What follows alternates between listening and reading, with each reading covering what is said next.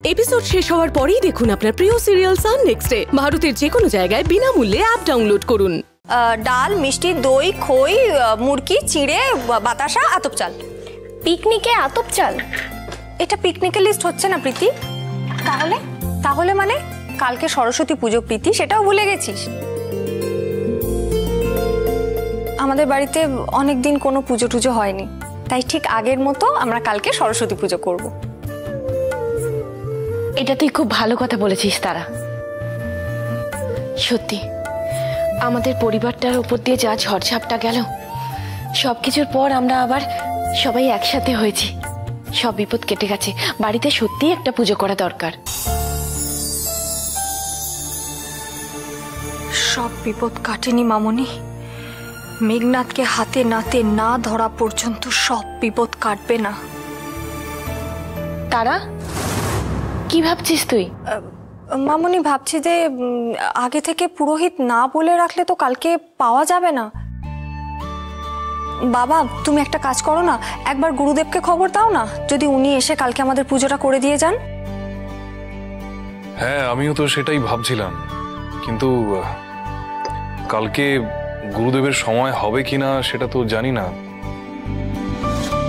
ঠিক আছে, আমি একটা ফোন করে দেখব। এ বাবা, উনি যদি না পারেন তাহলে তো আমাদের পুরোহিত খুঁজতে হবে। না, কেন? কি দরকার তারা? স্যার, আপনি পুজোটা করে দিন না।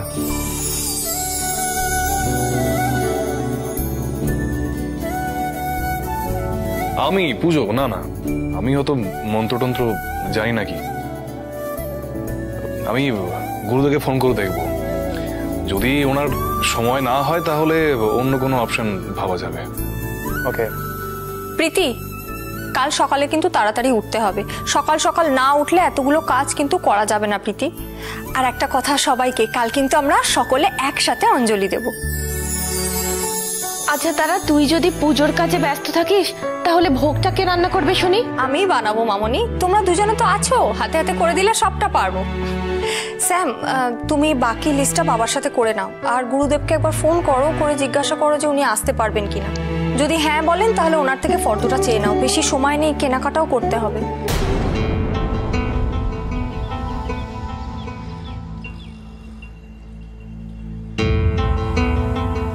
প্রীতি, প্রীতি, আমার একটা হেল্প করতে পারবি? কি হেল্প? একবার আয় আমার সাথে, আয়।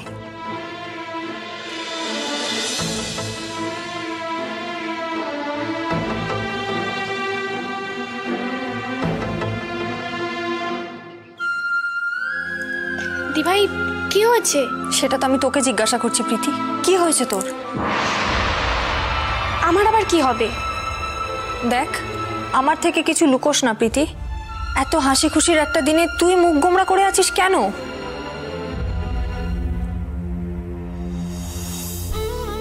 প্রীতি, কি হয়েছে বল।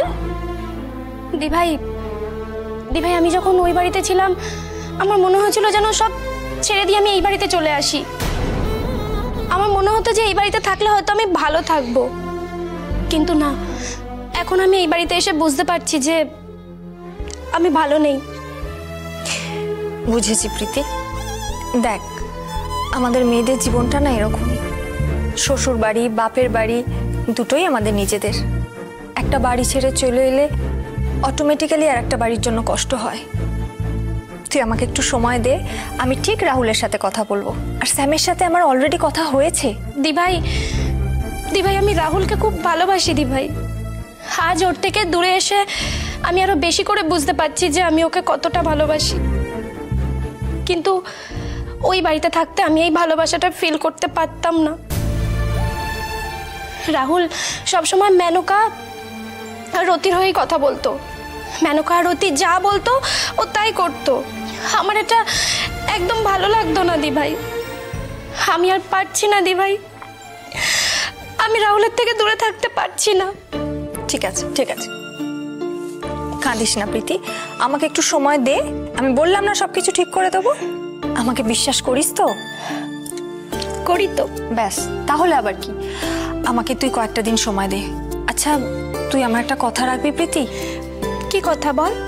বলছি, তুই বাড়ির সকলের সামনে মন খারাপ করে থাকিস না, সেটা সবার চোখে লাগবে প্রীতি। তুই হাসি খুশি থাক না।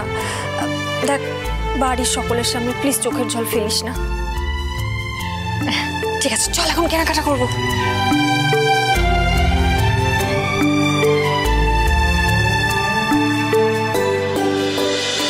সব ঠিক যাচ্ছিল, যেভাবে আমি প্ল্যান করেছিলাম ঠিক সেইভাবেই পুরো প্ল্যানটা এক্সিকিউট হচ্ছিল। যদি না তারা আসতো, তারা এসে আমার পুরো প্ল্যানটা ভেস্তে দিল। তবে হ্যাঁ, তোমাকে একটা কথা বলে রাখি, পুলিশ আমাকে খুঁজছে, এখান থেকে আমি বেরোতে পারবো না, কিন্তু খুব তাড়াতাড়ি আমাকে বেরোতে হবে। তার আগে তোমাকে একটা মূল মন্ত্র বলে দিই, শুধু বিষ দিয়ে শত্রুকে না মারলেও চলে, কখনো কখনো মধুও কাজ দেয়। চাণক্যর একটা কথা ছিল, গোলাপ গাছের গোড়ায় যদি একটু মধু দাও, পিঁপড়েরা আসবে আর এই গাছটাকে শেষ করে দেবে। আমার কাছে আর কোনো রাস্তা নেই, আমাকে যা করতে হবে এখান থেকেই করতে হবে। তবে মধু দেওয়ার কাজটা চালু রাখো, খুব শিগগিরই আমি বেরোবো। বেরিয়ে এসে এদের সকলের ধ্বংস আমার চোখের সামনে হবে, সকলকে শেষ করে দেবো আমি।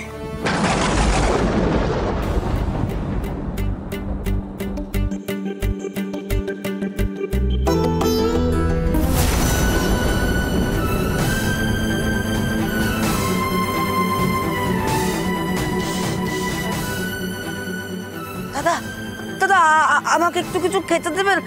আমার না খুব খুব খিদে পেয়েছে, কাল থেকে কিছু খাইনি। হাত আছে পা আছে, তাও ভিক্ষা করছো? খেতে খেতে পারো না? এদের বলে লাভ নেই দাদা, এদের স্বভাবই এরকম। বলবে 4 দিন কিছু খাওয়া হয়নি, কিন্তু খুঁজে দেখবেন পকেটে টাকার অভাব নেই। হ্যাঁ ঠিকই বলেছেন, আজকাল তো ভিখারিদেরও ট্রেনিং দেওয়া হয়। না না, আমি ভিখারি নই। তাহলে ভিক্ষা করছো কেন? আসলে কি বলুন তো, আমার না খুব খুব খিদে পেয়েছে, পেটে খুব খুব যন্ত্রণা করছে। ক্যাব পেলে?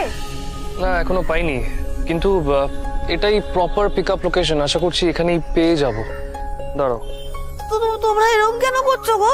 হ্যাঁ, তোমাদের থেকে একটু একটু করে দিলেই তো আমার হয়ে যাবে। তোমাদের তো কম পড়বে না বলো? এই মেয়ে, যা এখান থেকে। এইভাবে দাদাদের জ্বালাচ্ছিস কেন রে? যা। দিদি একটু কিছু খেতে দাও না দিদি, একটু খাবো, একটু কিছু দাও না। তুই যাবি, নইলে কিন্তু আমি তোর গায়ে জল ঢেলে দেবো। যা দিদি, যা, একটু বুঝুন না দিদি, আমার কষ্টটা একটু কিছু খেতে দিন, একটু কিছু দিলেই হবে, একটু কিছু দিন না।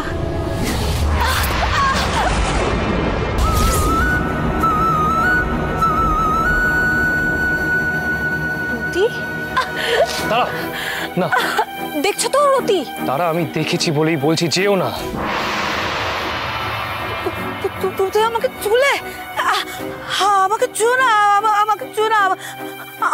আমার মা বাবা দুজনেই অপরাধী, পাপী। আমার শরীরে অপরাধীর রক্ত বইছে, আমাকে চুও না। তুমিও অপরাধী, পাপী হয়ে যাবে। আমাকে চুও না, আমাকে একটু একটু খেতে দিলেই হবে। এখানটাতে চুড়ে দাও, এখানটাতে চুড়ে দিলেই হবে, আমাকে খেতে দিলেই হবে। না হলে আমি মরেই যাব। আমি একটু দাও না, একটু খেতে দাও না দিদি, নাহলে আমি মরেই যাবো। আমাকে খুব খিদে পেয়েছে, একটু দাও না। স্যাম, যেতে দাও আমাকে। না তারা, প্লিজ স্যাম, এতটা অমানবিক আমি হতে পারবো না। তারা আমার কথাটা ছাড়ো স্যাম। খেতে দিন না আমাকে, খেতে। হ্যাঁ, আমাকে কেউ খেতে দিচ্ছে। এভাবে কেউ একজনকে ঠেলে ফেলে দেয়? বুঝতে পারছেন ওর মেন্টাল কন্ডিশন ঠিক নেই। আমার দোকানের সামনে এসে ঝামেলা করছিল, তাই তো আমি। রতি, তুই এখানে কি করছিস? আমার না খুব খিদে পেয়েছে জানিস তো, আমাকে একটু কিছু খেতে দিবি? হ্যাঁ, বস, এখানে বস।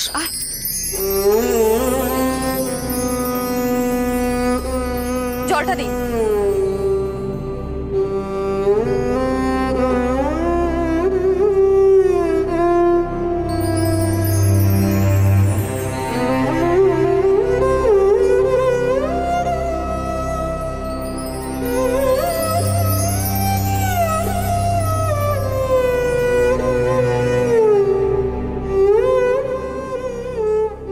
স্যাম, আমার মনে হয় রতিকে এইভাবে এই অবস্থায় ছেড়ে চলে যাওয়াটা ঠিক হবে না। মানেটা কি? রতিকে আমরা কোথায় নিয়ে যাব? আপাতত ডক্টরের কাছে নিয়ে যাই। তারা, তুমি খুব ভালো করে জানো রতি আমাদের কতটা ক্ষতি করেছে। ও কার মেয়ে, ইউ নো এভরিথিং। তারা, আমি সবটা জানি স্যাম, কিন্তু এভাবে ওকে ছেড়ে চলে গেলে আমি নিজের কাছে নিজে ছোট হয়ে যাব। তারা, কিন্তু আমার মনে হচ্ছে এই কাজটা ঠিক হবে না। আমাদের কাজটা আমরা করি, বাকি ঠিক ভুল বিচার করার দায়িত্ব একজনের তো আছে। রতিকে এভাবে দেখে আমি ছেড়ে চলে যেতে পারবো না স্যাম, প্লিজ।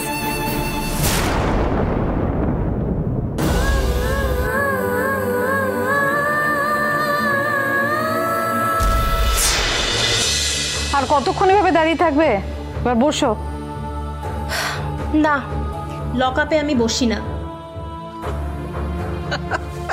তা কতবার লকআপে এসেছো? ঠিক গুণে রাখিনি, তবে মানুষ খুন করা আমার প্রফেশন। তাই এসব লকআপে আসা যাওয়া লেগেই থাকে আমার। সেটা খুব বেশি সময়ের জন্য হয় না। তাই সব লকআপে বসার কোনো হ্যাবিট নেই আমার। বলছি, বেরো কিভাবে? স্ট্র্যাটেজি আছে ম্যাডাম। বয়সটা হয়তো আমার কম, তবে এই প্রফেশনে আছি আমি বেশ অনেক কটা দিনই তো হলো। আমি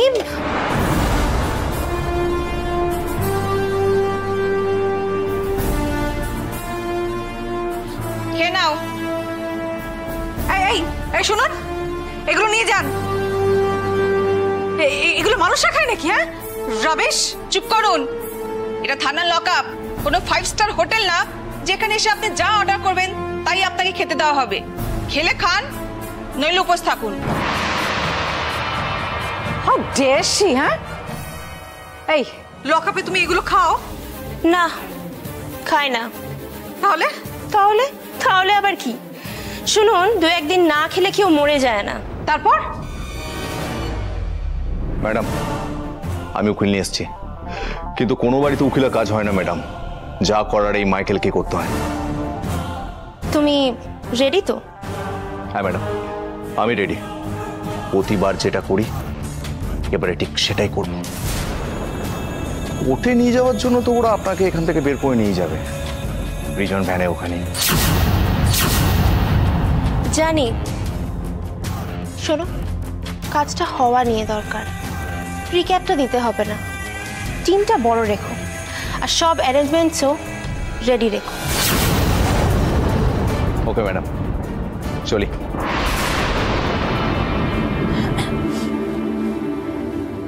এই, তুমি কি পালানোর প্ল্যান করছো? ম্যাডাম, আপনাকে তো আমি বেশ ইন্টেলিজেন্ট ভাবতাম। এটা কি প্রশ্ন হলো? পালাবো না তো কি করব? এই লকআপে পচে মরবো নাকি? তাই তো, সব রেডি? আমার টিম রেডি। Very good. আমাকে সাথে নেবে না? হ্যাঁ, আমার অ্যাকাউন্টে এক্ষুনি 20 লাখ টাকা ট্রান্সফার করে দিন। আমার টিমকে বলে দেব, ওরা আপনাকেও বের করে নিয়ে যাবে। আমি এক্ষুনি ম্যানেজ করছি। 20 লাখ? Just wait.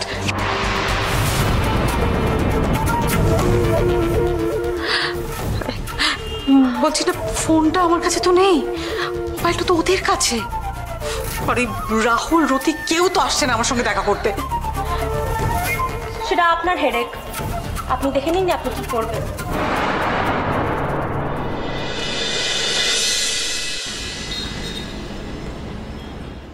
আপনি যা যা বললেন শুনে মনে হচ্ছে ভীষণভাবে মেন্টাল শক পেয়েছে, আর সেই জন্য এরকম বিহেভ করছে। এর জন্য দায়ী ওনার বাবা মা। আচ্ছা, বলছি ও সুস্থ হয়ে যাবে তো নাকি? দেখুন, এসব কেসে বেশিরভাগ ক্ষেত্রেই পেশেন্ট সুস্থ হয়ে যায়, সম্পূর্ণভাবে সুস্থ হয়ে যায়। আর যেহেতু ঘটনাটা বেশি দিনের পুরনো নয়, আশা করছি ট্রিটমেন্ট চললে তাড়াতাড়ি সুস্থ হয়ে যাবে। আমাকে কি করতে হবে একটু বলুন। এই মুহূর্তে যেটা ওর জন্য বিশেষ দরকার সেটা হলো কেয়ার। ওনার সাথে খুব ভালো ব্যবহার করতে হবে সবসময়। উনি যেন কোনো মুহূর্তে না ভাবেন যে উনি একা আছেন। সবসময় যে আপনারা ওনার পাশে আছেন সেটা ওনাকে বোঝাতে হবে।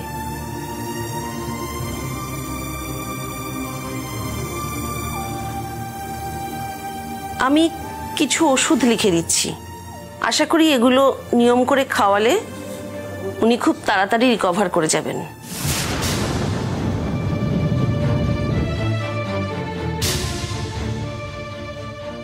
এই নিন, কদিন পরে ফোন করে আপডেটটা আমাকে দেবেন। আমি নেক্সট কবে চেক আপে আসতে হবে বলে দেবো। ঠিক আছে ডক্টর, তাহলে আমরা এখন আসি। রতি চল চল।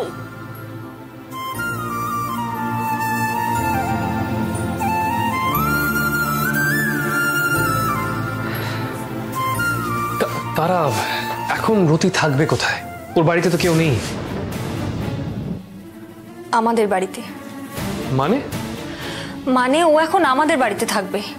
এক মিনিট তারা, তোমার কি মাথা খারাপ হয়ে গেছে নাকি? স্যাম প্লিজ তুমি একটু মাথাটা ঠান্ডা করে ব্যাপারটা বোঝবার চেষ্টা করো। আরে কি বোঝার চেষ্টা করব? রতিকে আমরা আমাদের বাড়ি। হ্যাঁ, তাতে সমস্যাটা কোথায়? ও তো কোনো ক্রাইম করেনি। যা করার মেঘনাদ আর মেনকা করেছে। এখন ওই বাবা মার মেয়ে হয়ে ও যে খুব একটা ভালো হবে না সেটা খুব স্বাভাবিক নয় কি? তারা প্লিজ তুমি তোমার ইমোশনটাকে একটু কন্ট্রোল করো প্লিজ।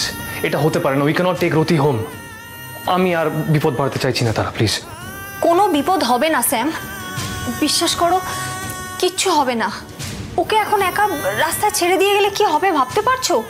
ও কি খাবে, কোথায় যাবে, কোথায় থাকবে তার কোনো ঠিক ঠিকানা নেই স্যাম। এখন রাস্তাঘাটের অবস্থা একদম ভালো নয়।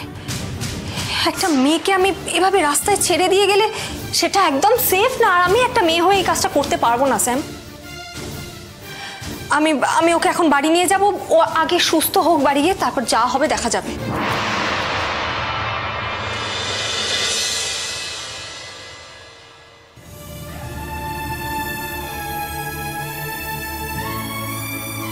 কি ব্যাপার বলো তো?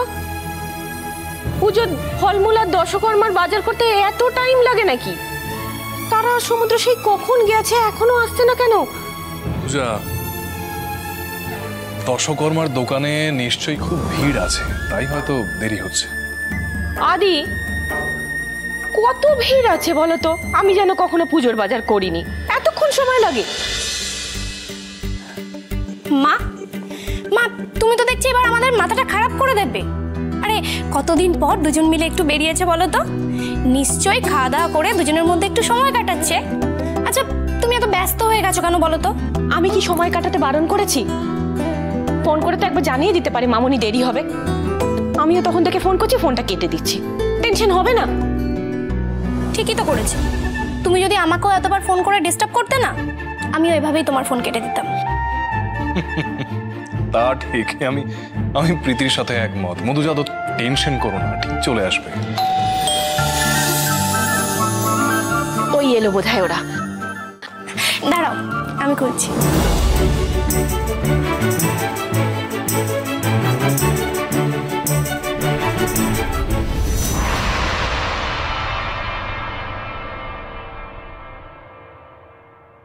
তারা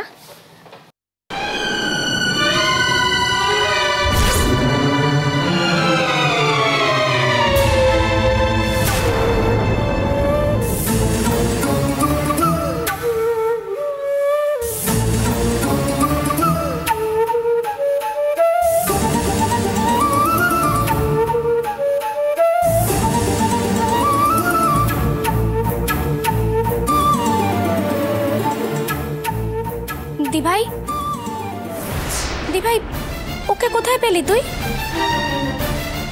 স্যাম, স্যাম ওকে কেন নিয়ে এসেছেন এখানে?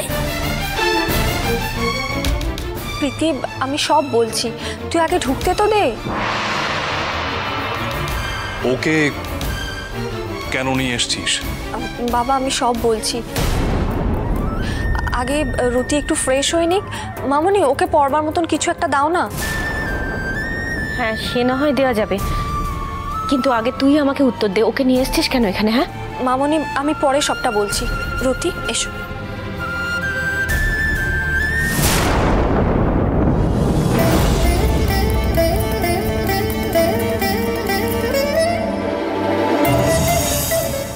বাবা এই দেখো প্রেসক্রিপশন। এটা কার? রতির? হ্যাঁ বাবা, ওর মেন্টাল কন্ডিশন একদম ঠিক নেই, আমরা ওকে ডক্টর দেখিয়ে এনেছি। মানে? আমি আর স্যাম বাজার করে ফিরছিলাম তখন